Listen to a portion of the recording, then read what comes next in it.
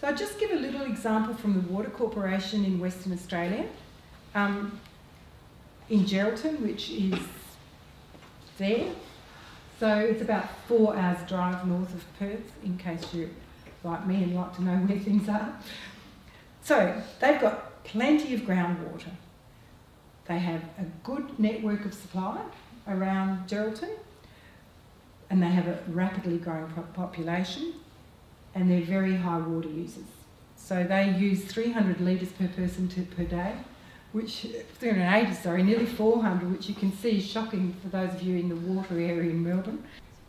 But Water Corporation, who usually, of course, you'd say, well, they must want the money, because when people use water, they pay. They wanted to delay the cost of increasing the supply for this very rapidly growing population. So they thought, they looked at that triangle and tried to work out what they needed to do, and they said, well, the high users are already in new houses.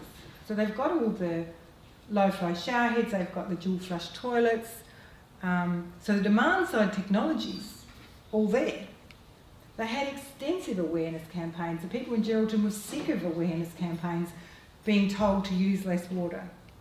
They had regulations like it was going out of style. They had winter sprinkler bans. The Water Corporation there has a policeman, a Water Corporation policeman. He sneaks around and he goes all over, not only Geraldton but some other towns, and he reports you. And when he heard that we were doing a program, he was so excited because he thought we could help him in his policing duties. Anyway, so they've done everything. So they're in this case where they've supplied, they provided demand management, and they chose to do a voluntary behaviour change program, which they very cleverly called H2 Home Smart. Well, that's fairly clever when it's written, and if you say H2 Home, but they want you to say it Home Smart. It's really complicated because you can imagine when we write reports for these, we're always getting to do the subscript of the two. Anyhow, so they wanted to reduce water use by 10% over 6 months between February and July now. They wanted to base this on a voluntary behaviour change approach, which I've just been talking about. And as you know, they've got the parallel demand and supply measures. So they're really trying to fill that triangle with all the measures they can. So what happened was everyone in 8 suburbs of Geraldton got an initial letter, 5,000 households. Then there was a phone call, which started with an audit survey, which got people to think around the house. So what it was saying is, how do you use water in the kitchen? Think about that, answer some questions. How do you use it in the bathroom, laundry, garden? So people thought around the house, and then we were able to say, is there something you want to change but haven't got around to it? So people could really start their behaviour change at any point that they wanted to. It might be because the kids were hassling them, it might be because the bill was high, it could be almost anything. We then facilitated a solution, and we chose tools rather similar to that example that I gave of the little map.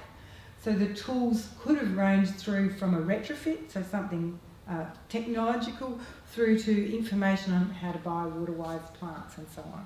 And then they worked out the action plan, when will I take the next step. Then of course there need to be meter reads. In Western Australia they don't read as often as here, so there was some extra meter reads done in Geraldton. And then they got these feedback letters. So after every meter read, people got a letter which showed them how they were going and reminded them of things that they said they thought they were going to do. So I think I'm going to start mulching. Then that came up in the letter. Oh, that's right, I was going to do that. I did tell that lady on the phone I was going to do it. Then there was a community commitment phase, so quite a lot of activities in the town, opportunity to commit to more changes through postcard, through email, website, internet. And then just now we've had the final call where we've talked to people about their changes, how they've made them, reported to them on their meter reads, and there's about to be a celebration arranged entirely by the community. Interestingly enough, Bunnings has become the centre of this. They've arranged quite a few events, and this is really a self-generated final event.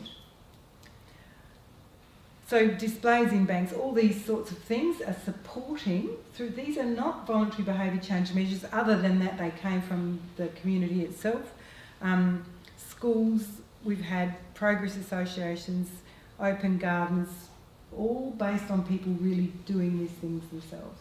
So we've hardly had any input into these events. What I mean by Bunnings changing their behaviour, we introduced somebody from a Natural Resources Management Board to Bunnings, and because the NRM board told us that Bunnings is terrible, they have weeds in there. And so when we told the Bunnings person this, he said, well, I didn't know that. So we linked those two people, and they already started to change their behaviour, to take the weeds out of Bunnings, in Geraldton anyway. Okay. So does voluntary behaviour change enhance these other measures? You might be saying, she's going on about it a lot. Does it really work? Well, in the great southern region of Western Australia, which is Denmark, Albany, you've probably heard of those towns, we there worked with people over about a 9-month period, and there was actually around 17 to 21% reduction of water use by the people we had these conversations with compared to the control group. And this is really interesting because the Great Southern area of Western Australia, it's a wet climate. It's much wetter than Melbourne. It's a green culture, so everybody already thought they were perfect. And on top of that, our control group was right in the middle of our intervention group, which, as you know, means that the people who are in the control group are also hearing our messages. So while you really want your control group right over there so they don't hear anything about what you're doing, so our control group will also have been affected. And so that's to our disadvantage in this change. So I suppose the conclusion is if you take a very simplistic approach and have this behaviour change as 3 different types of measures, it's not simply the first thing that comes into your head though. You need to work out which of those things in the triangle are most appropriate for your policies and programs, and then you really need to work out a balance between that supply, that infrastructure, between the demand, the pricing, regulation, technology and information campaigns, and then thinking about the voluntary behaviour change component. Thank you.